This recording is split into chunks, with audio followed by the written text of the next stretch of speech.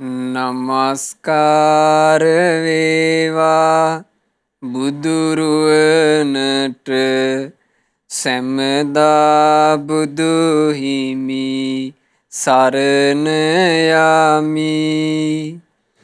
නමස්කාර වේවා දම්රුවනට සැමදා සදහම් සරණ යමි. නමස්කාර වේවා සංඝරුවනට සැමදා මහා සංඝ සරණ යමි. නමස්කාර වේවා තුනුරුවනට සැමදා තිසරණ සරණ යමි. සාදු සාදු සාදු. අප හැම දෙනාගේ කල්යාණ මිත්‍ර ගුරු දේවෝත්තම පරම පූජනීය පින්වත් ලොකු ස්වාමීන් වහන්සේ නිදුක්ව නිරෝගව දීර්ඝායුෂ සම්පන්නියම ලබත්වා. සාදු සාදු සාදු. සදහවත් වාසනාවන්ත පින්වතුනේ, අපේ බුදුරජාණන් වහන්සේ ඒ කාලේ ජීවමානව වැඩ ඉද්දි සම්බුද්ධ ශාසනයේ මහාන වෙච්චි ගොඩාක් භික්ෂුන් වහන්සේලා අවස්ථා ගණනාවකදීම පින්වතුනේ සිවුරු අරින්ට කල්පනා කරන එහෙම සිදුවීම් සිද්ධ වෙලා තියෙනවා. සිවුරු අරින්ට සූදානම් වෙනකොට යම් කුලපුත්‍රයෙක් සිවුරක් පොරව ගන්න තරම් පින් තිබ්බ කුලපුත්‍රයෙක් සිවුරු අරින්ට ලැහත් වෙනකොට බුදුරජාණන් වහන්සේ ගොඩාක් වෙලාවට ඒ සිවුරු අරින්ට මූලික කාරණේ විදිහට දැනගන්නවා මේ භික්ෂුව යම් ස්ත්‍රියාවකට වසඟ වෙනවා. ස්ත්‍රී වසඟය නිසා තමයි මේ සිවුරු අරින්ට ලැහැත්ති කියලා. එතකොට බුදුරජාණන් වහන්සේ ස්ත්‍රී දෝෂය ඒ භික්ෂුවට කියලා දෙනවා. ස්ත්‍රී දෝෂය කියා දුන්නේම අර භික්ෂුවගේ කුසල් හිත රැකලා දෙන්න. අනුකම්පාවෙන් කරුණාවෙන් කරපු එක. ස්ත්‍රී දෝෂය ඇහුවට පස්සේ ඒ භික්ෂුවගේ හිත අර ස්ත්‍රී කෙරෙහි නොයැලී යනවා.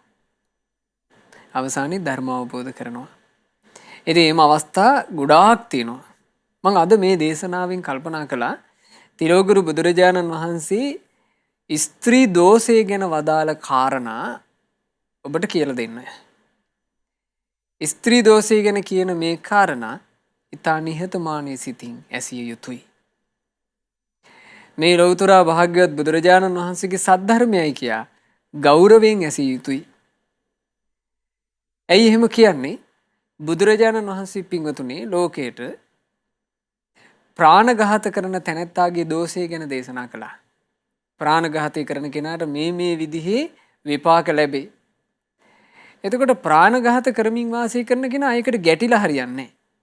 එයා කල යුත්තේ ප්‍රාණඝාතය කරන තැනැත්තාගේ දෝෂය ගැන අහලා තමන්ගේ අඩුව හදාගන්න මහන්සි වෙන එක. ඊළඟට බුදුරජාණන් වහන්සේ සල්ලාලයාගේ දෝෂය ගැන වදාලා. එතකොට ඒක ඇහුනොත් සල්ලාලයෙකුට යා කල යුත්තේ මොකද්ද? තමන්ගේ සල්ලාල ජීවිතෙන් වෙන් වෙන්න මහන්සි ගන්න එක. තමන්ගේ දුර්වලතා හදාගන්න මහන්සි ගන්න එක. බුදුරජාණන් වහන්සේ අපි මේ ජීවිතේ ගත කරද්දී ජීවිතේට වරදින්න පුළුවන් තැන් වදාලා. ඒක අහන කෙනා නිහතමානීව කළ යුත්තේ මොකද්ද? ඒ වැරදි හදාගන්න උත්සාහවත් වෙන එක. ඒ වගේමයි භාග්‍යතුන් වහන්සේ ස්ත්‍රිය උදෙසා ස්ත්‍රී දෝෂය වදාලා. එය ශ්‍රවණය කරන ස්ත්‍රියක් නිහතමානී සිතින් කුමක්ද කළ යුත්තේ? ඒ ස්ත්‍රී භාවය තුළ පෙන්වා දෙන යම් මේ දොස් ඇත්නම් ඒ දෝෂ හදාගෙන තමන්ගේ ජීවිතේ ලස්සන කරගන්න, හැඩ කරගන්න, අඩුපාඩු වලින් තොර එකක් බවට පත් කරගන්න උත්සාහවත් වෙන්න ඕන. ඒ උදෙසා නිහතමානී සිත් ඇති ස්ත්‍රීන් ඇසිය යුතුම ස්ත්‍රී දෝෂය ගැන කතාවකුයි අද අපි මේ කියලා දෙන්නේ. ස්ත්‍රීන් ගැන බුදුරජාණන් වහන්සේ එක් අවස්ථාවක අපූර්ව විග්‍රහයක් කළා. එක බ්‍රාහ්මණයෙක් බුදුරජාණන් වහන්සේගෙන් අහපු ප්‍රශ්න කීපයකට පිළිතුරු විදිහට. ඒ ධර්මයේ සඳහන් වෙන්නේ කත්තිය සූත්‍රයේ. බුදුරජාණන් වහන්සේ ළඟට ඇවිල්ලා බ්‍රාහ්මණෙක් අහනවා ස්වාමීනි ස්ත්‍රීන්ගේ අදහස මොකක්ද? ස්ත්‍රීන් මොකක් අදහස් කරගෙන ඉන්නේ? බුදුරජාණන් වහන්සේ වදාලා බ්‍රාහ්මණ ස්ත්‍රීන් පුරුෂයන් ලැබීම අදහස් කොට සිටි. ස්ත්‍රීන්ගේ හිතවල වැඩිපුර පවතින අදහස පුරුෂයෝ ලැබීම.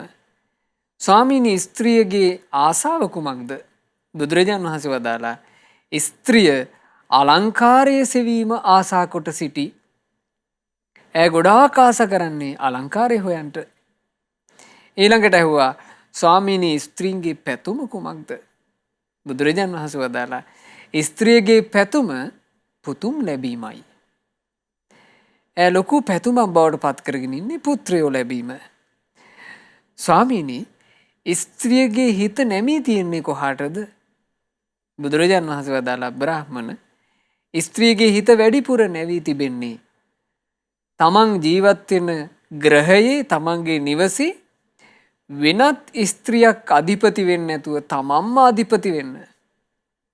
ඒකනේ ගොඩාක් ඔය නැන්දම්මා ලේලි ඝට්ටනේ තියෙන්නේ. එක ගෙදර ස්ත්‍රීන් දෙන්නයි. දෙන්නටම ඕන අධිපති වෙන්න. එතකොට දෙන්නාගෙම යුද්ධේ. ගොඩාක් නැන්දම්මා ලේලි අරුබුදය හටගන්න ඕක හේතුවක්. ඊළඟට බුදුරජාණන් වහන්සේගෙන් අහනවා ස්වාමීනි ස්ත්‍රිය අවසන් ඉලක්කයේ විදිහට ස්ත්‍රීගේ ජීවිතයේ අවසානයේ තියෙන බලාපොරොත්තුව මොකද්ද?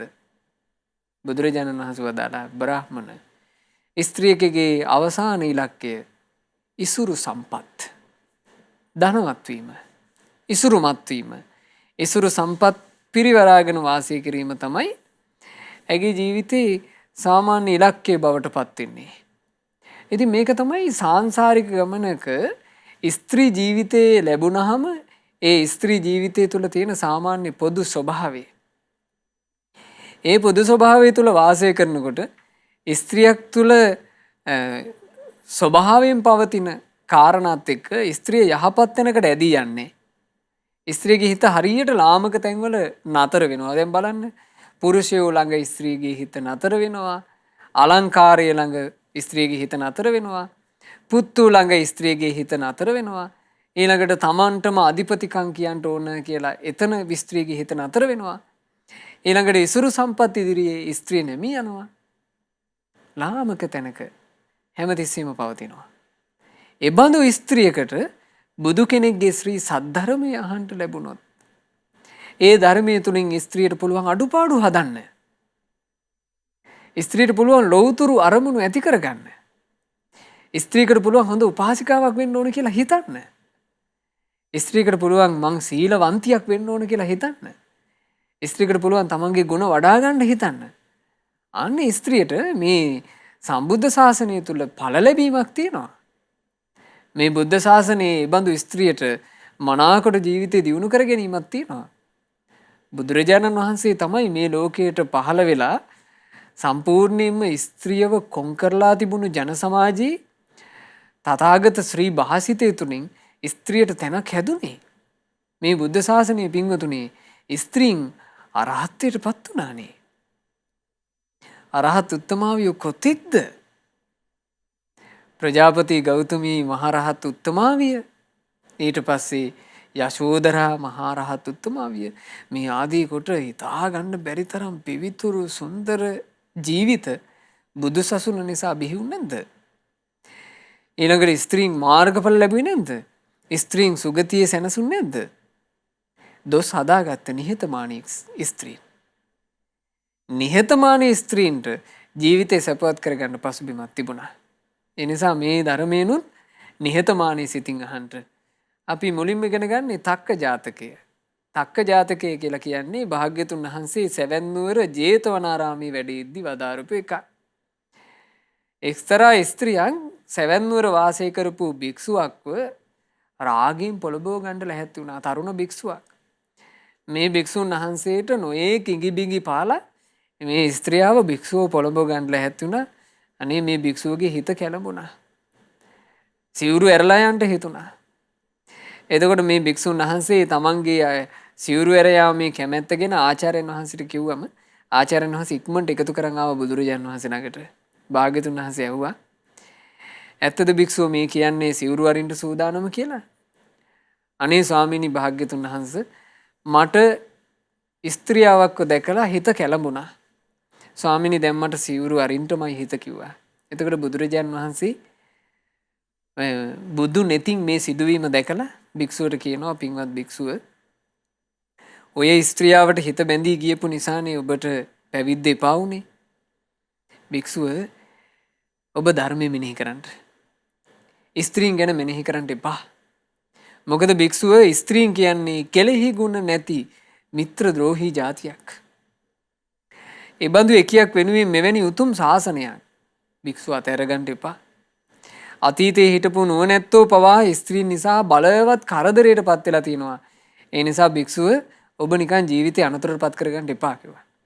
එතකොට මේ භික්ෂුන් වහන්සේ අහනවා ස්වාමීනි භාග්‍යතුන් වහන්සේ අතීතයේ හිටපු නුවණැත්තොත් ස්ත්‍රීන් හින්දා කරදරයට පත් වෙච්ච පුවත මොකද්ද?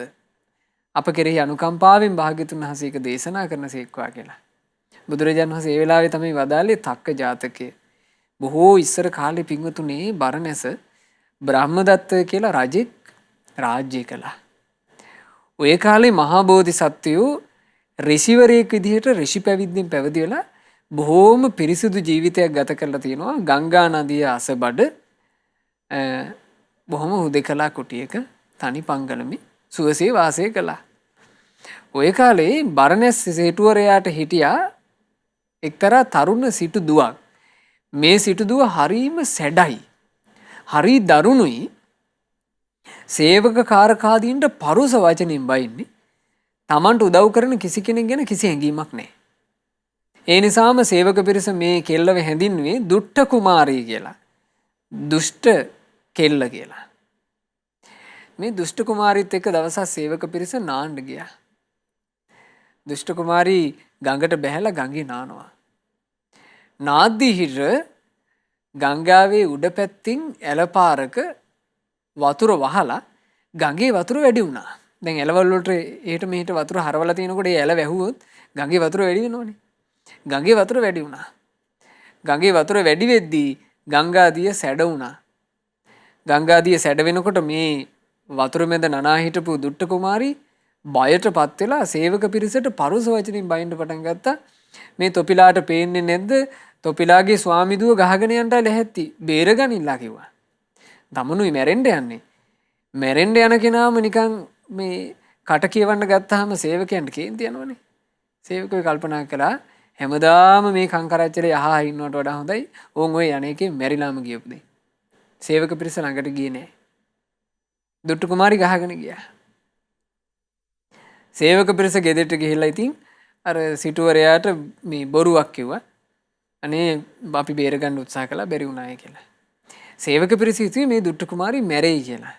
නමුත් මේ කාන්තාවට හම්බ වුණා කොටයක්. කොටේ එල්ලිලා වතුරේ ගිලෙන්නේ නැතුව දැන් පහලට ගහගෙන යනවා. ගොඩට පීනන්න බෑ. කෑ ගගහ ගියා. යද්දී ගංගා නදිය අසබඩ ඉන්න බෝධිසත්ව ඍෂිවරයාට මේ හඬ ඇහුණා. ඇහිලා හිට බෝධිසත්ව ඍෂිවරයා තරුණ වයසේ හිටි මේ වතුර කපාගෙන මැදට පීනලා මේ දුට්ට කුමාරියව බේරගත්තා.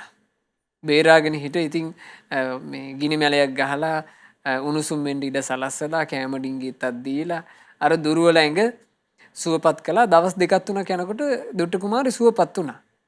සුවපත් වුණාට පස්සේ බෝධිසත්වයෝ කිව්වා මේ එහෙනම් මේ ස්ත්‍රිය දැන් මේ ඍෂිවරයාගේ කුටියේ ඉන්න එක සුදුසු නෑ. ඒ නිසා යන්ටයි කිව්වා. යන්ට කිව්වාට මේ කිල්ල යන්නේම නෑ. මේ ස්ත්‍රියාවට හිත ගියා බෝධිසත්වයෝ ගැන. අනේ මාව බේරගත්ත ඔයාව දාලා මං කොහොම යන්නද? ඔයා තමයි මගේ ජීවිතේට හම්බෙච්චි හොඳම පුරුෂයා. මෙහෙම කියලා එක එක කතා කිව්වා. කතා කියනකොට ධ්‍යාන අභිඥා බලයෙන් හිත තැම්පත් කරගෙන හිටපු බෝධිසත්වයන්ගේ හිත පවා කැළඹී ගියානේ. ඇයි ස්ත්‍රී හඬ කියලා කියන්නේ පිංගුතුනි පුරුෂයාගේ හිත හාත්පස බඳිනවා. කැළඹුණා. කැළඹිලා හිට බෝධිසත්වයෝ මේ ස්ත්‍රියගේ වචනෙට අවනත වුණා. සිල් බිඳගත්තා. ධ්‍යාන ඔක්කොම පිරිහිලා ගියා. ටික දවසක් ওই පැල්කොටේම වාසය කරලා බෝධිසත්වයෝ මේ ස්ත්‍රියාවත් එක්ක මනුස්ස පියසටම ආවා. මනුස්ස පියසේ ඔය එක ගමක පොඩිවට ගේ පොඩ්ඩක් හදාගෙන දැන් මේ ස්ත්‍රියාවත් එක්ක අඹු සැමියෝ විදිහට බෝධිසත්වයෝ වාසය කරනවා. කල්ගත වෙද්දී මේ ගමට එකපාර හොරු පැන්නා. හොරු පැනලා ගෙවල් මංකොල්ල කනකොට මේ හොරකමේ ආපු හොරු මේ දුට්ට කුමාරීව දැක්කා. ඇගේ රූප සෝභා හරි හැඩකාරයි. හැඩකාර නිසා මෙතන හිටපු හොරු දෙටුවාට මේ ගැන හිත ගියා. හොර දෙටුවා බඩුවලට අමතරව මේ ස්ත්‍රියවත් උස්සගෙන ගියා. දැන් මේ තක්ක පණ්ඩිත මේ බෝධිසත්ව ඍෂිවරයාගේ නම මොකද්ද? තක්ක පණ්ඩිත. තක්ක පණ්ඩිතයන්ට හරි වේදනයි. මොකද මේ ස්ත්‍රියාව නිසාමයි තමන් උතුම් මේ ඍෂි පැවිද්ද අත්හැරලා දාලා ගිහි වෙලා දැන් මේ ගිහි ජීවිතය ගත කරන්නේ. බෝධිසත්වයෝ හරි වේදනාවෙන් හිත ඉන්නවා අනේ මගේ සොඳුරී මාට අහිමි වුණා. ඒ වුණාට එයා කොහොම හරි ආයෙමත් පැනලා මාව හොයාගෙන එවි. මම මොනා කරන්නද කියලා ඇගේ පැමිණීම අපේක්ෂාවෙන් බෝධිසත්වයෝ නොකා නොබී අඬ අඬා ඉන්නවා. බලන්න මහා පුරුෂයන්ට වෙච්ච දේවල්. අඬ අඬා ඉන්නවා. අඬ අඬා ඉද්දී දුට්ට කුමාරීට මොනව වෙන්නේ නැද්ද? දුට්ට කුමාරී සොර දෙටුවා උස්සගෙන ගියාට පස්සේ ඈ සම්පූර්ණයෙන්ම සොර දෙටුවාගේ වසඟයට ගියා. ඒ සොර දෙටුවාගේ තිබුණු හැඩි දෙඩි සිරුරට ඈ ආස කළා. ඒ පහසට ඈ ආස කළා. ඈට තක්ක පණ්ඩිතයන් එපා වුණා අර පුරුෂ පහසට මත් වෙලා. ඇයි හේතුව ස්ත්‍රීන් බොහෝමයක් පුරුෂයන් ලැබීම අදහස කොට සිටිනවා. ඈ මේ පුරුෂ පහසින් මත් වුණා. මත් වෙලා හිට කල්පනා කළා ටික දවසක් යනකොට හප්පේ දැන් තක්ක පණ්ඩිතයෝ මට ආදරින් බැඳිලා මාව හොයාගෙන ආවොතින් මට මේ පුරුෂයාව අහිමි වෙලා යනවා. ඒ නිසා තක්ක පණ්ඩිතයන්ව මරවන්න තිබ්බන. එහෙම හිතුවනේ. බලන්න සාමාන්‍යයෙන් සසරට බර ස්ත්‍රී හිතක ස්වභාවය. මට මේ තක්ක පණ්ඩිතයන්ව මරවන්න ඇත්නම් කියලා හිතුණා. හිතිලා හිට මේකට පැලෑනක් හදනවා. තක්ක පණ්ඩිතයන්ට මේ පණිවිඩකාරයෙක් අතරේ පයින්ඩයක් යවුවා. අනේ මම මේ සොර දෙටුවාට අහුවෙලා මට බේරුමක් නැත. මං ඔබ ළඟට ඉන්න ආසාවෙ ඉන්නවා අය. ඒ නිසා ඔබ ඇවිදින්න මාව එක්කරන් යන්නකෝ කියලා තක්ක පණ්ඩිතයන්ට පයින්ඩයක් යවුවා. ඉතින් තක්ක පණ්ඩිතයෝ මේ පණිවිඩය ලැබිච්චි ගමන් මේව හොයාගෙන ආවා. හොයාගෙන ඇවිල්ලා කොහොම හරි හොයාගත්තා මේ සොර දෙටුවාගේ ගල් ගුහාවක හිටියේ. ගල් ගුහාව හොයාගෙන ගල් ගුහාවට රිංගුවා. රිංගපු ගමන් හිට මේ ස්ත්‍රියාව මොකද්ද කළේ? හොර දෙටුවාට තක්ක පණ්ඩිතයන්ව අල්ලලා දුන්නා. දැන් මෙය මේ සොර දෙටුවා ළඟට එකතු කරගෙන ආවේ තක්ක පණ්ඩිතයන්ව. සොර දෙටුවා තක්ක පණ්ඩිතයෝ දැක්ක ගමන් මරලා දාවි කියලා හිතලා. නමුත් තක්ක පණ්ඩිතයන්ව මැරුවේ නෑ. හොර දෙටුවා තක්ක පණ්ඩිතයන්ව ඇදලා ගත්තා. බිම දාලා හොද්දටම තලන්න පටන් ගත්තා. අතින් පහින් ගහනකොට දැන් බෝධිසත්වයන්ට සිහි ඉපදිලා බෝධිසත්වය එකම වචනයක් කියනවා. ක්‍රෝධ බඳින්නී කෙලෙහි ගුණ නොදන්නී කේලාං කියන්නේ මිත්‍ර ද්‍රෝහිණී. ඕන් ඔය වචනය කිය ගුටි කනවා.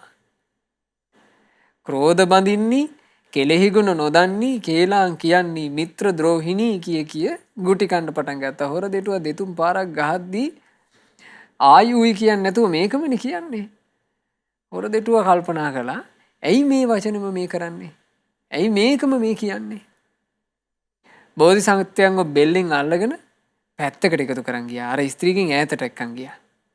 එක්කන් ගිහිල්ලා බෝධිසත්වයෝ පැත්තකින් වාඩි කරගෙන හොර දෙටුවා අහනවා බ්‍රාහ්මණ මට ඇත්ත කියන්න ඕන ඔහේ. ඔහේට මම මෙච්චර තදින් පහර ගහද්දී ඔහේ ඇයි මේ පද හතරක්ම ආය ආය කියවන්නේ? මොකද්ද මේකට හේතුව? මොකද්ද ඔය කියන පද හතරේ තේරුම? එතකොට කියනවා නුඹ දන්නවද ඔය ස්ත්‍රියාව මුණ ගැහෙන්න කලින් මං ගංගා යුරක නිදහසේ බවුන් අඩපු ඍෂිවරයෙක්. ඔය ස්ත්‍රියාව මම බේරගත්තේ කොටේ කෙල්ලිලා ඉද්දි. මැරෙන්ට හිටපු ස්ත්‍රියාව මම බේරගත්තා. බේරගෙන හිට සනීප කරලා කිසි කරදරයක් නොකර කිසි අතවරයක් නොකර පිටත් කරලා යවන්න හදනකොට ඔය කාන්තාවමයි බලින්ම මගේ ඇඟේ එල්ලුනේ. අන්තම මේ මාංව ගිහියෙක් බවට පත් කළා. මංගේ ගිහි ජීවිතය ගත කරගෙන ඉන්නකොට දැන් ඔබ කෙරෙහි හිත බැඳිලා ඔබ ඉස්සරහට මාව ගෙනල්ලා මාව මරවන්ට උවමනාවට සැලසුමකුත් හැදුවා. ඒ නිසයි මේක කියන්නේ කියලා. මේ සොරදෙටුවා කල්පනා කළා හප්පි. මෙච්චර උපකාරයක් කරපු පුරුෂයාවද මේ ස්ත්‍රියාව මේ විදිහට පෙළන්නේ.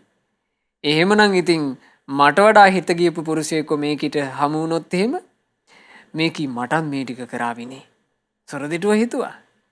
හිතලා හිට මේ සොරදෙටුවා තක්ක පණ්ඩිතයන් වෙතනම වාඩි කරලා තමන්ගේ අසිපතත් අරගෙන වේගෙන් ගියා. හොරදෙටුවෙක්නේ කේන්තියෙන් ගියේ.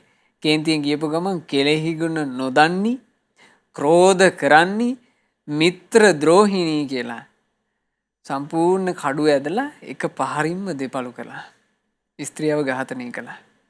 ඝාතනය කරලා හිට බෝධිසත්වයෝ ළඟට ඇවිල්ලා කියනවා පණ්ඩිතේනි මේ ස්ත්‍රීන් එක්ක වාසය කර කර යන මේ ගමන නම් මට වැඩක් නෑ. ඒ නිසා පණ්ඩිතේනි මමත් කැමතියි ඔබත් එක්ක ඍෂි පැවිද්දෙන් පැවිදි වෙන්න. අපි පැවිදිමු කිව්වා. අවසානයේ තක්ක පණ්ඩිතයොත් මේ හොරදෙටුවා දෙන්නාම මහාන වුණා. ඍෂි පැවිද්දෙන් මහාන වෙලා ධ්‍යාන අභිඥා උපදවාගෙන දෙන්නාම මරණින් මත්තේ බ්‍රහ්ම ලෝකේ උපන්නා. ඉතින් බුදුරජාණන් වහන්සේ ඒ වෙලාවේ අර සිවුරු අරින්න හිතාගෙන හිටපු භික්ෂුවට වදාරනවා භික්ෂුව ස්ත්‍රීගේ ස්වභාවය ඔහුමයි. ක්‍රෝධ බඳින්නී, කෙලෙහි ගුණ නොදන්නී, කේලාම් කියන්නේ මිත්‍ර ද්‍රෝහිණී. එනිසා භික්ෂුව හැසිරෙව උතුම් බඹ සරෙහි ඒ සැපය අත් නොහරුව. ස්ත්‍රී සැපයකට ආසා කරලා මේ උතුම් පැවිද්ද අත්හැර ගන්න එපා කිව්වා.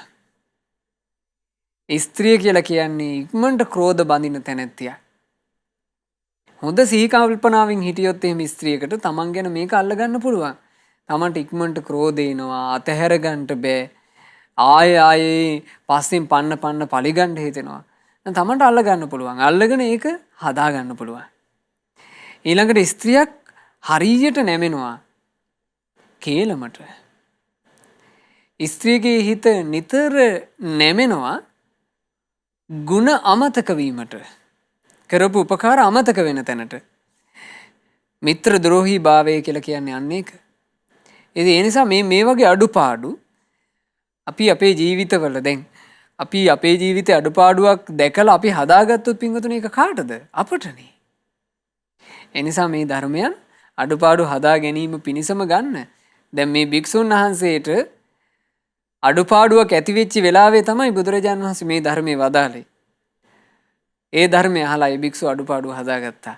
ඒ භික්ෂුන් වහන්සේ සෝතාපන්න ඵලය සාක්ෂාත් කළා. භාග්‍යවතුන් වහන්සේ වදාලා එදා හොරදෙටුවා වෙලා හිටියේ ආනන්දයන් වහන්සේ තක්ක පණ්ඩිතයන් බවට පත් උනේ මහා බෝධිසත්වයෝ වන මමය කියලා බුදුරජාණන් වහන්සේ මේ ලස්සන ජාතක පුවත තක්ක ජාතකයේ අවසන් කළේ.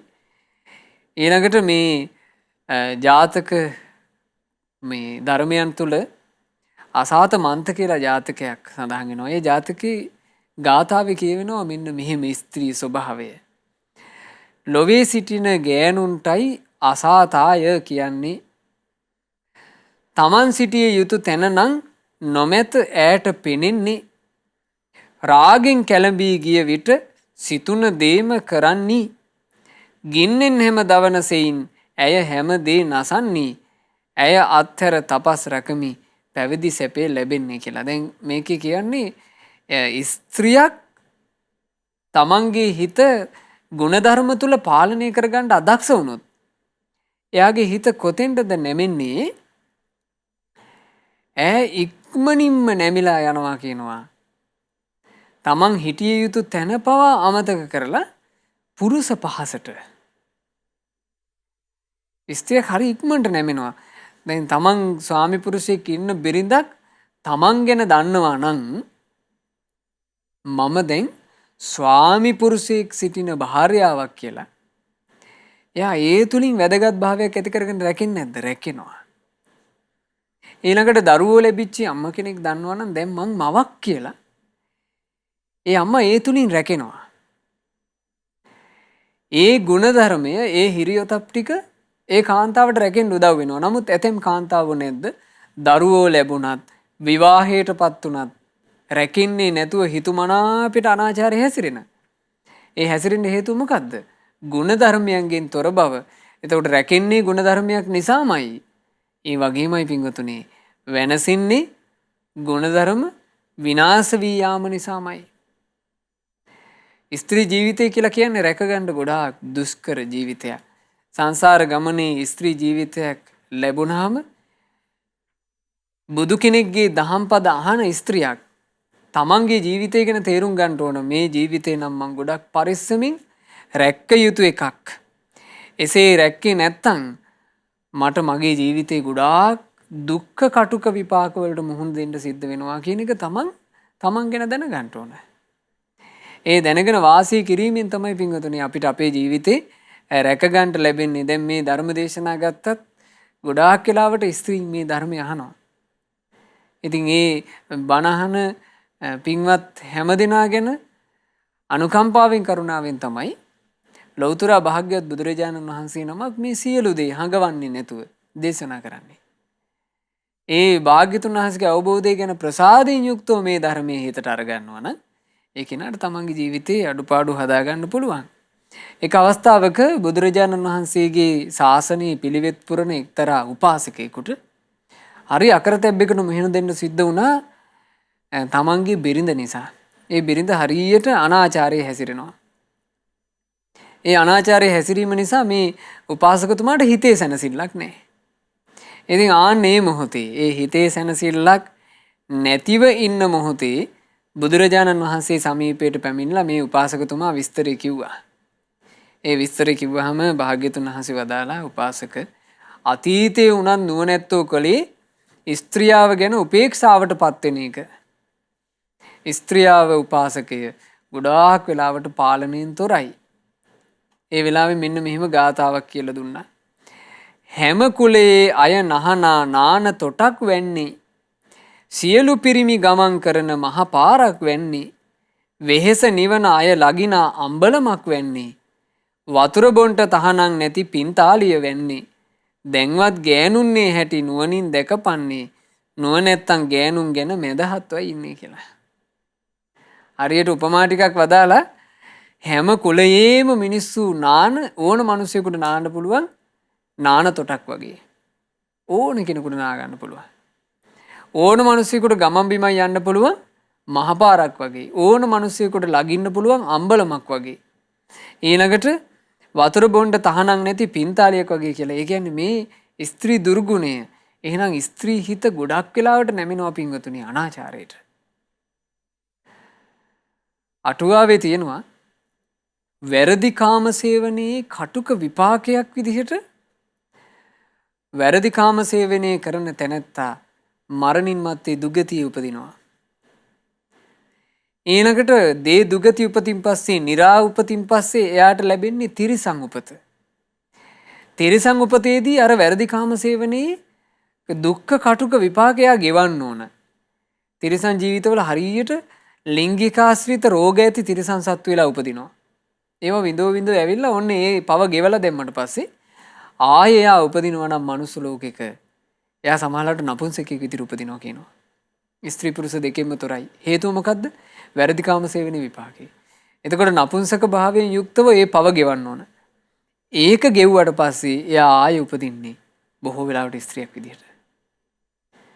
එතකොට ස්ත්‍රියක් විදිහට උපන්න කෙනා වැරදි කාම සේවනයක විපාකයක් විදිහට තමයි ස්ත්‍රී භාවය ලබන්නේ. ඒ ස්ත්‍රී භාවය තුළ ආයෙ හිත නැමෙන්නෙත් පින්වතුනි ගොඩක් වෙලාවට වැරදි කාම සේවනයේට අනාචාරයට දුරාචාරයට. ඒකට හිත නැමෙනකොට යම් කිසි කෙනෙක් හොඳට කුසල් අකුසල් මෙනෙහි කරලා හිත රැක්කොත් අන්න බේරෙනවා.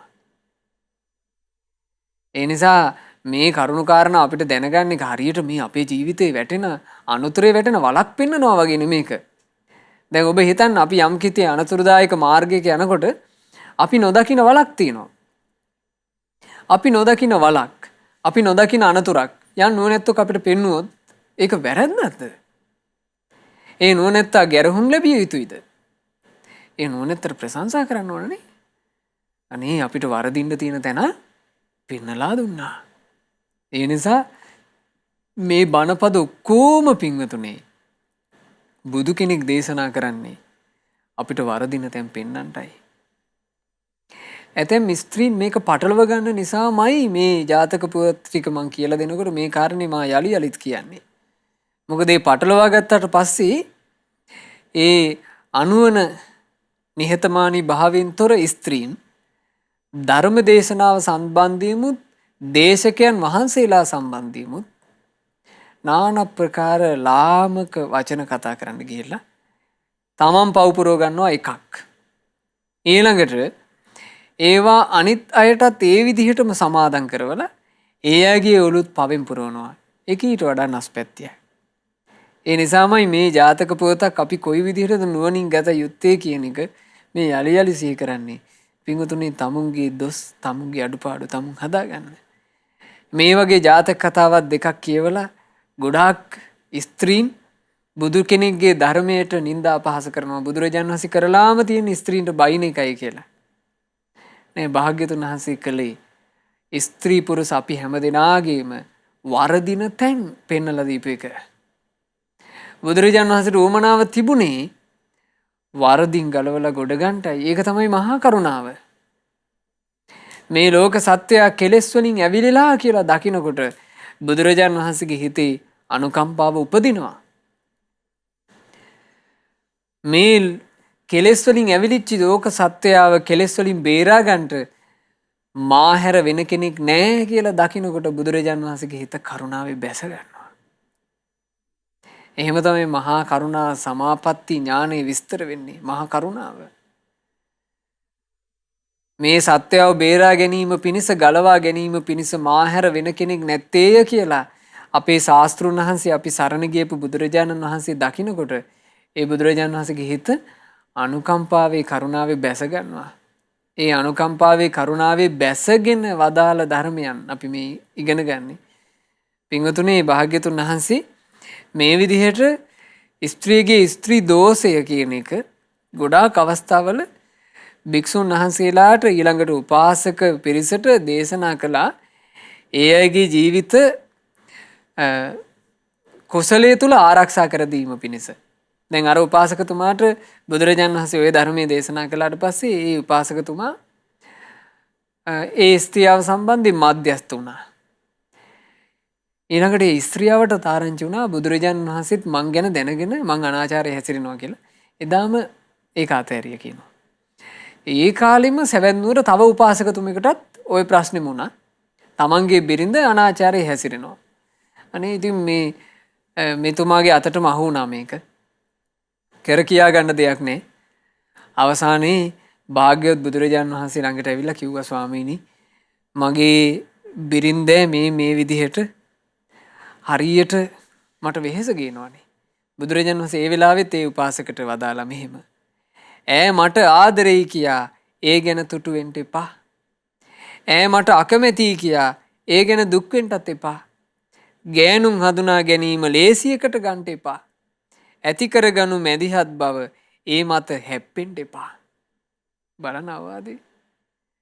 ඈ මට ගොඩාක් ආදරෙයි කියලා ඒකෙන් මොසපත් වෙන්නත් එපා කිව්වා. අයියෝ ඈ මගෙත් එක්ක තරහ වෙලා කියලා එහෙම ඒ ගැන එල්ලි එල්ලි දුක් වෙන්නත් යන්න එපා කිව්වා. කාන්තාව තේරුම් ගන්න එක ලේසි නැතිය කිව්වා. ඒ බඳු වෙලාවක ස්ත්‍රීන් සම්බන්ධයෙන් මධ්‍යස්ත වීමම මැදහත්ව කල්පනා කිරීමම ඒකේ ඕනවට වඩා හැප්පෙන්නේ නැතුව හිතීමමයි උතුම් කිව්වා. ඕනවට වඩා හැපෙන්න ගියාම මොකද්ද වෙන්නේ? ඒ හැපෙන්න ගියපු කෙනාට කෙලෙස් 1000 විතරක් එකතු වෙනවා. සැනසෙල්ල අහිමිලා යනවා. බුදුරජාණන් වහන්සේ සෙවන්නුවර දෙවුරන් මහා විහෙරේ වැඩ ඉන්න කාලේ තරුණ භික්ෂුන් වහන්සේ නම පිණ්ඩපාතේ වැඩම කළා. වඩිද්දි මඟදි පාරේ හැඩට සැරසිලා යන ස්ත්‍රියාවක්ව භික්ෂුවට දකින්න ලැබුණා. දැක්ක ගමන් භික්ෂුවගේ හිත කැළඹුණා.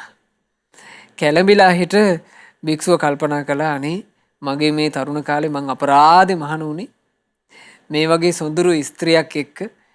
ඒ බඳු ස්ත්‍රියක් මගේම කරගෙන මටත් ලෝකයක් හදාගන්න තිබුණානේ. එතකොට ඈ මට ආහාර ටික හදලා දේවි. ඈ මාව සතුටින් තියාවි. ඈ මාව සැපවත් කරાવી. දැන් මම මේ තනි පංගල මේ නිකන් අහකට වීසි කරලා දාපු දර කොටයක් වගේ මේ මට මක් වෙලාද කියලා දැන් මේ භික්ෂුවට පැවිද්ද එපා වුණා. භික්ෂුන් වහන්සේ ආචාර්ය උපාධ්‍යයන් වහන්සේලාට ඇවිල්ලා කියනවා ස්වාමීනි මට මේ පැවිද්දෙන් පළක් නැත මං සිවුරු අරිනවාමයි කිව්වා. එතකොට ආචාර්ය උපාධ්‍යයන් වහන්සේලා කිව්වා හරි ඔයාට සිවුරු අරින්න ඕන නම් භික්ෂුව සිවුරු අරින්න පෙර බුදුරජාණන් වහන්සේට ගිහින් කියන්න ඕන. අපි දැන් යමුයි කියලා ඕන්න එකතු කරන් ගියා. ඒ එකතු කරගෙන ගියාට පස්සේ භාග්‍යතුන් වහන්සේ අහනවා ඇයි පින්වත් භික්ෂුව සිවුරු අරින්න කල්පනා කළේ? ස්ත්‍රියක් කරකාරයට ගන්න ආසාවෙන්වත්ද මේ සිවුරු හැර යන්න හිතුවේ කියලා ඇහුවා. තරුණ භික්ෂුවනේ. එතකොට මේ භික්ෂුව කියනවා අනේ එහෙමයි ස්වාමීනි භාග්‍යතුන් වහන්සේ මට ස්ත්‍රියාවක්ව මගේම කරගන්න හිතුණා. බුදුරජාණන් වහන්සේ මේ වෙලාවේ මේ භික්ෂුවට තිබුණා හොඳ මේ පුණ්‍ය සංස්කාර ධර්ම අවබෝධ කරන්න තරම් පිනක් තිබුණා. ඒ නිසා බුදුරජාණන් වහන්සේ වදාලා භික්ෂුව මෙවැනි දුර්ලභ පැවිද්දක් ලබා සිටියේදී ඔබ ස්ත්‍රියාවක්ව පතන එක පැවිද්ද අත්හැරලා ස්ත්‍රියාවක් පතන එක සුදුසු නෑනේ. භික්ෂුව ස්ත්‍රියාවක්ව තමන්ගේම කරගන්නවා කියන එක පුරුෂයෙකුට ලේසියෙන් කරන්න පුළුවන් එකක් නෙමෙයි. ඔය ස්ත්‍රිය ඉක්මනට සිල් බිඳ ගන්නවා. ස්ත්‍රිය ඉක්මනට පුරුෂයා තමන්ට දක්වන ආදරයට අකෘතඥ වෙනවා. ස්ත්‍රියව ගොඩාක් වෙලාවට පුරුෂයා කරපු උපකාර අමතක කරලා දානවා. ඔබ දන්නවද භික්ෂුව ඉස්සර එක දානව රාක්ෂයෙක් ඒ දානව රාක්ෂස කියලා කියන්නේ එක්තරා මේ වනේ වාසය කරපු එර්දි සහිත රාක්ෂයෙක්. මේ දානව රාක්ෂසෙක් ස්ත්‍රියක්ව ආලයෙන් තමන් ළඟ තබා ගන්න ඕන කියලා ඈව කරඬුවක දමාගෙන ඒ කරඬුව ගිලලා ඈව රකින්න උත්සාහ කරලත් ඈව රකින්න බැරුව ගියා කියලා ඔබ දන්නවද කියලා ඇහුවා. එතකොට මේ භික්ෂුන් වහන්සේ බුදුරජාන් වහන්සේට වදාලා ස්වාමීනි එහෙම කතාවක් නම් අහලාම නැහැ කිව්වා. අපි මේ කතාව අහන්න සතුටුයි කිව්වා. අන්න ඒ වෙලාවේ බුදුරජාන් වහන්සේ වදාලා ලස්සන ජාතක කතාවක්. ඒ ජාතක කතාවේ නම සමුග්ග ජාතකය. මේ ජාතක කතාවේ කියවෙන්නේ මෙහෙම දෙයක්. ගොඩාක් ඉස්සර කාලේ බරණැස බ්‍රහ්මදත්ත කියලා මහා රජෙක් රාජ්‍ය විචාරමින් හිටියා. ওই කාලේ පින්වතුනි මහා බෝධිසත්වයෝ බ්‍රාහ්මණ පවුලක උපන්නා. පහු කාලෙක තරුණ වයසට පස් වුණාට පස්සේ මේ බෝධිසත්ව බ්‍රාහ්මණයා ගිහි ජීවිතය අත්හැරලා හිමාල වනයේට ගිහිල්ලා ඍෂි පැවිද්දෙන් පැවිදි වුණා. ධ්‍යාන අභිඥා සමාපatti උපදවාගෙන හරි විස්මිත හැකියාවන් සහිතව මේ ඍෂිවරයා වනයේ වාසය කළේ. ඔය වනයේ ඍෂිවරයා වාසය කරපු කුටියට නුදුරින් එක්තරා බිහිසුණු රාක්ෂසෙක් වාසය කළා. මේ බිහිසුණු රකුසා බෝධිසත්වයන්ට පැහැදුනා. පැහැදිලා හිට කලින් කල බෝධිසත්වයෝ දකින්ට එනවා වන්දනාමාන කරනවා. ඉතින් මෙහෙම කාලේ ගත වුණා. ওই කාලේ කසී රටේ වාසය කරපු එක්තරා ධනවත් කුලකාන්තාවක් තවත් පිරිසක් එක්ක මේ වනය හරහා තියෙන පාරකින් ගමනක් යනවා. මේ රාක්ෂයා සම්පූර්ණයෙන් මිනිමස් කාලා තමයි ජීවිතේ ගත කරලා තියෙන්නේ. ඉතින් එතකොට මේ රකුසා අර පොලිමට එන මිනිස්සු පෙළ දැකලා මේ මිනිස්සුන්ව තමන්ට ගොදුරු කර ගැනීම පිණිස මිනිස්සු ඉදිරියට භයානක වේශයක් එක කඩා පැන්නා. මිනිස්සු එතකොට මේ රකුසට බය වෙලා හිස් ලූලු අතේ පලා ගියා මේ කුල ස්ත්‍රියව දාලා. දෝලාවක තමයි ඇය වරන් ගියේ. දෝලාව දාලා මිනිස්සු පැන්නා. දැන් දෝලාව විතරක් තියෙනවා. රකුසා ළඟට ගිහින් ඇරලා බැලනකොට ඇතුලේ ඉන්නවා හරි හැඩකාර ස්ත්‍රියාවක්. ඇය බයෙන් වෙවුලනවා. මේ රකුසාට අනිත් මිනිස්සු දකිනකොට මිනි මස් වලට ආස හිතුණට මේ ස්ත්‍රියව දැක්ක ගමන් ස්ත්‍රීට හිත ගියානේ. රාගය ඇති වුණා. රකුසා කල්පනා කළා මේ සොඳුරු ස්ත්‍රිය මම මගේම කරගන්න ඕනේ. මා ළඟම රඳවා ගන්න ඕනේ. වෙන කාටවත් මං අයිති වෙන්න තියන්නේ නැහැ කියලා මේ ස්ත්‍රියව ප්‍රවේශමෙන් ඔසවාගෙන අරගෙන ගියා තමන්ගේ භවනට. දැන් මේ රකුසට තියෙනවා විශේෂ එරදි හැකියාවක්. ඒ එරදි හැකියාවෙන් පුළුවන් මේ රකුසාට වෙස්මවා ගන්නට. හොඳ තරුණියෙකුගේ වෙස්මවාගෙන මේ ස්ත්‍රියවත් එක්ක එකට වාසය කරනවා. ඊට පස්සේ මොකද්ද කරන්නේ? මේ රකුසා විශාල වේශයක් මවාගෙන අර ස්ත්‍රියව චූටි කරනවා. කරඬුවක ස්ත්‍රියව රඳවනවා. ඒ කරඬුවක් කියලා කියන්නේ ආරක්ෂා කරපු යම්කිසි දෙයක්. ඒ කරඬුවේ මේ ස්ත්‍රියව රඳවලා කරඬුවත් එක්ක මේ රකුසා Taman සුවිශාල ශරීරයක් මවාගෙන ඒ කරඬුවත් එක්ක ස්ත්‍රියව ගිලිනවා. එතකොට බඩ ඇතුලේ කරඬුව තියෙනවා. මේක එරදියකින් කරන එකක්. බඩ ඇතුලේ කරඬුව තියෙනවා. එතකොට රකුසා සාමාන්‍යයෙන් ඇවිදගෙන යනකොට ස්ත්‍රී ඉන්නේ කොහෙද? කුස ඇතුලේ. දවසක් රාක්ෂසයාට ඉල්ලීමක් කළා මේ ස්ත්‍රිය මං හරි ආසයි ලස්සන ගංගා විවරක් දකින්න යන්න. අපි යන්කෝ කිව්වා. එතකොට රකුසා මේ ස්ත්‍රියව එකතු කරගෙන ගියා ගංගා විවරක් බලන්න.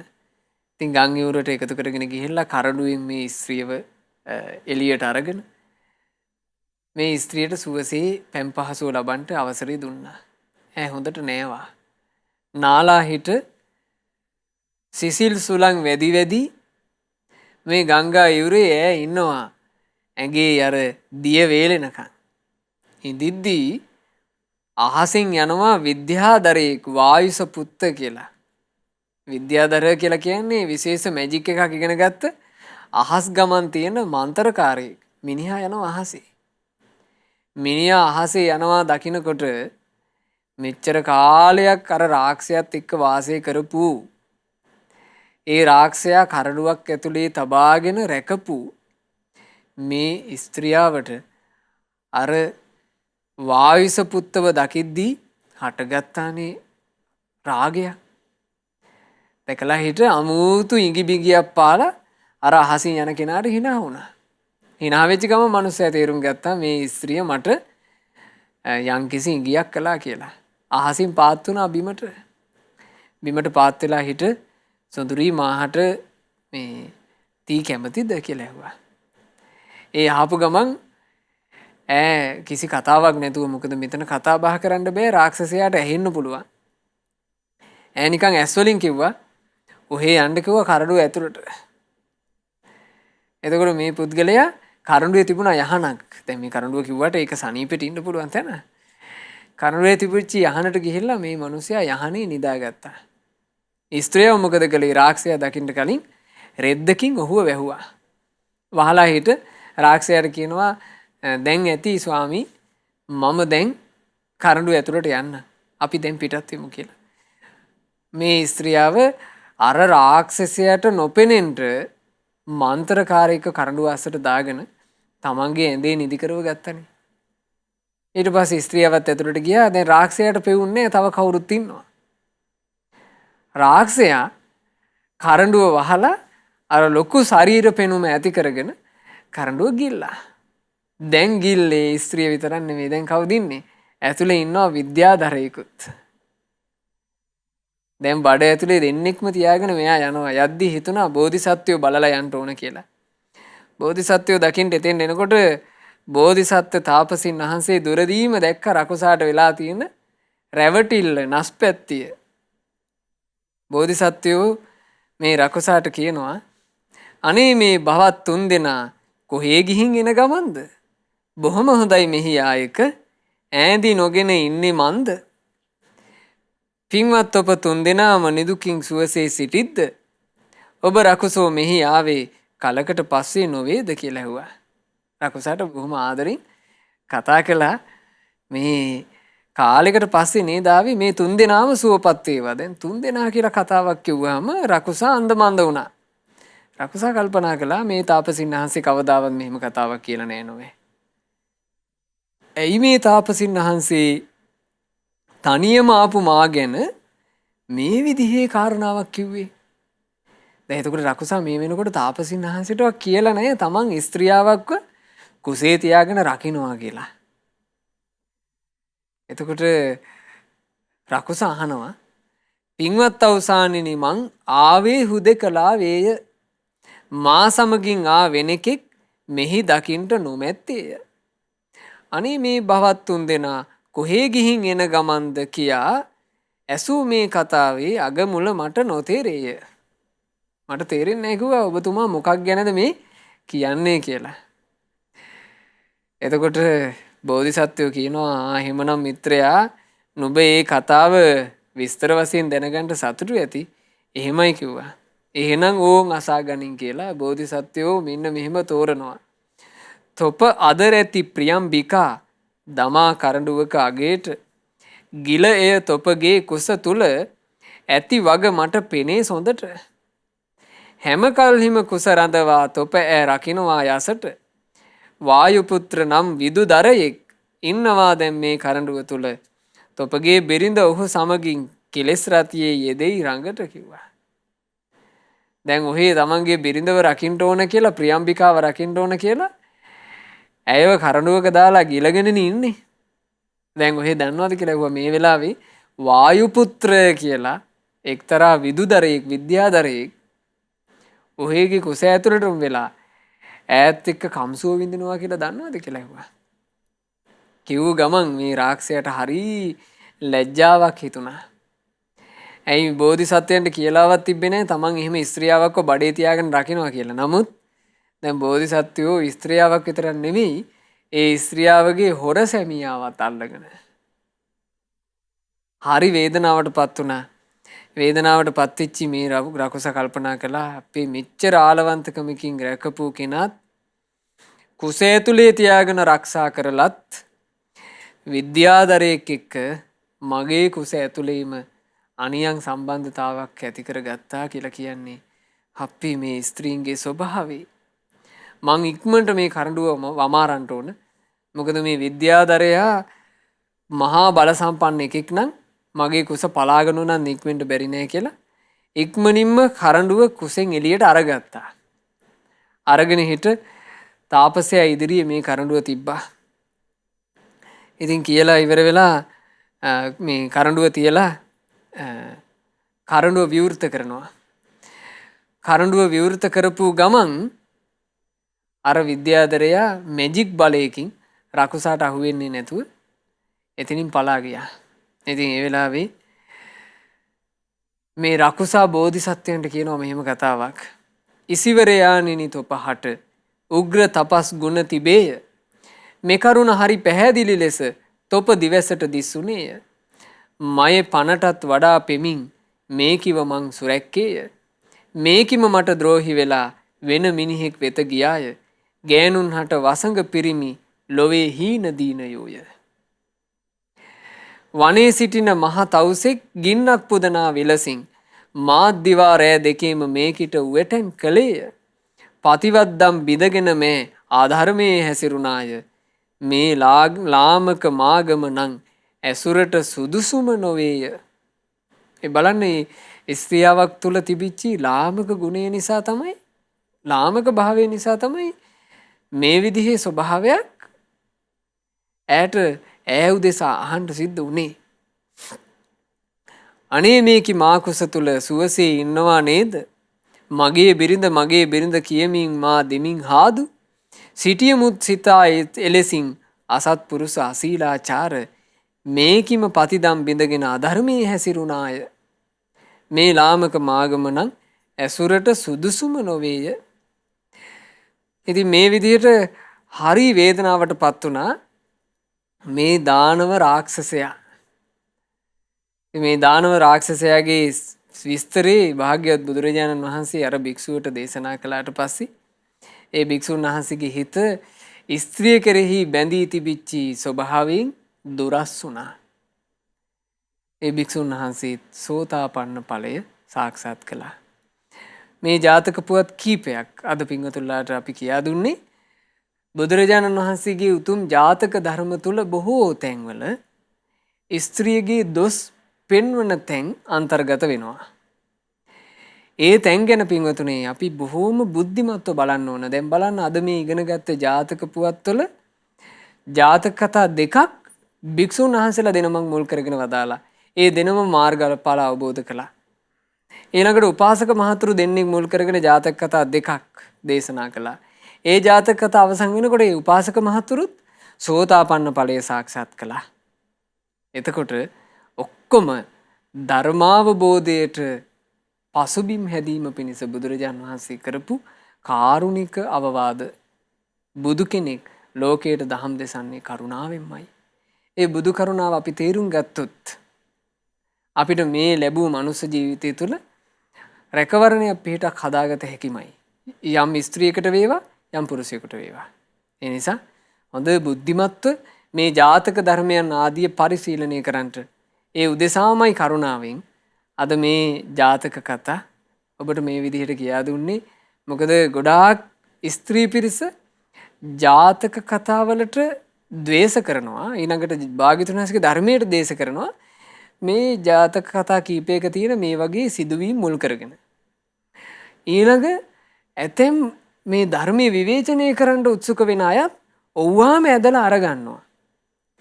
එතකොට අර ඒ අයගේ මතවලට මේවා පෑහිලා යනකොට